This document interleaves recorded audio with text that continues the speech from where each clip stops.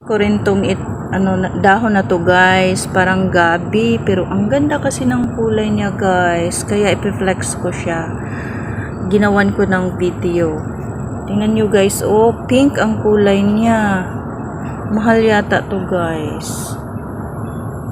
Hindi ko alam kung anong pangalan nitong dahon na to guys. Comment nyo na lang kung anong pangalan nito, hindi ko kilala to. Ayan po siya guys. Ang ganda ng dahon niya guys. Gabi na, hugis, puso.